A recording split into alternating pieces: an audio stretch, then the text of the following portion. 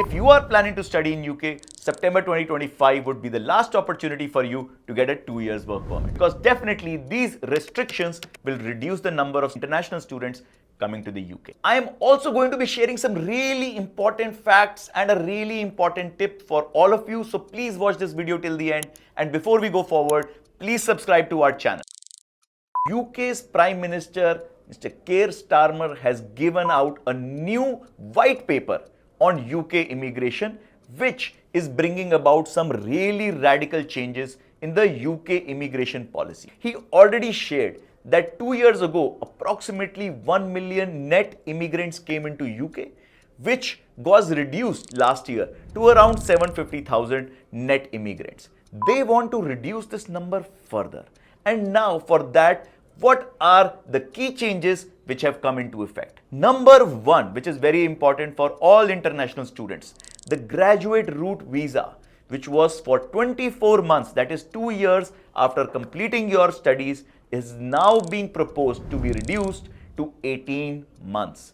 That means 25% less time to work in the UK after you complete your graduation. There was also a lot of speculation about what will be proposed, that will this post-study work permit be also linked to what area or field of job that you are going to get, and not just for any job. But nothing has been said about it, and that might come in future recommendations when this white paper will go for implementation. Other very big change that is going to come is that for getting permanent citizenship in UK, earlier you had to be there for 5 years. Now that time is being doubled to 10 years, which means it will take much longer for you to become a permanent citizen in the UK. The third very big change, which is again going to be very critical, is the UK government is asking the universities to be held accountable for the students they are bringing into the country, which means multiple things.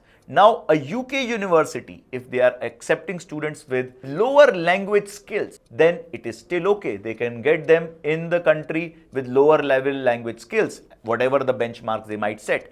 But for getting a graduate level visa, they are going to increase the level of language requirement. So that would mean that there would be a criteria for getting a graduate post-study work permit. For getting that work permit, your language criteria is going to get raised, which means you might get the admission at a lower level of language skill, but you might not get the visa if you are not able to improve your language skills in the UK. The other important way the immigration is holding the universities accountable is by setting certain thresholds that 95% of the students who are getting visas on the name, on the caste of those universities must enroll in that university, and 90% of them should graduate. Now that has been set as the gold standard or the green standard as per the UK immigration for the universities, and each university is going to be evaluated in green,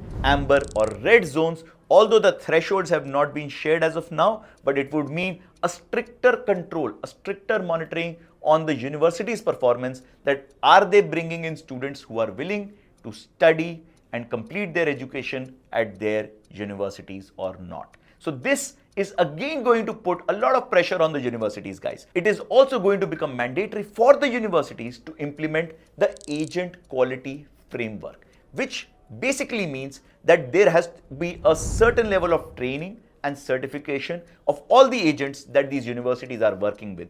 And the responsibility of implementation lies not with the agent or with the government, but with the university. So there's a big change, guys. The immigration is finally asking and holding universities accountable for the students they are bringing into the UK. All of this is happening in the UK right now, but what does this mean for you guys? All of these changes are now proposed, and it is a very strong official proposal where the Prime Minister of the country has backed all of these, which means most probably they are going to get implemented. But when?